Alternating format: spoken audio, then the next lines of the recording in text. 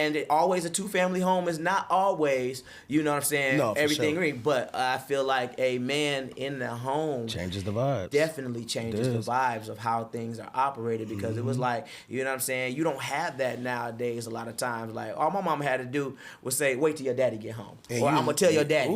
That's all he need to do. He ain't had to be, he'll be at work all day. But let her tell him it's But up. man, if she ain't feel like whooping us or feel like getting us together, it's like, I got you. Your daddy will take care of it. And that's, you know, that's the thing, you know. A lot of times, you know, and here's another thing, you know.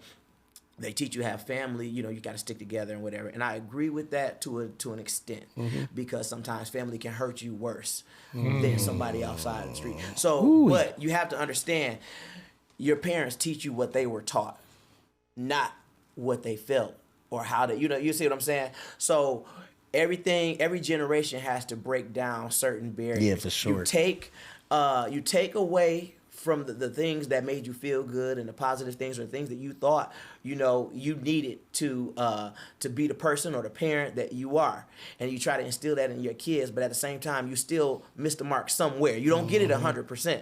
So then each generation has to pick up and say, okay, now I'm going to take this to the next level. So now I know how this made me feel. So I don't want to make this, I don't want to put this on my child. I don't want to put this, so we're going to have to figure out how to do this. You know what I'm saying? I always say people like to blame their parents for the way they turned out, which in consequence, yes, you can.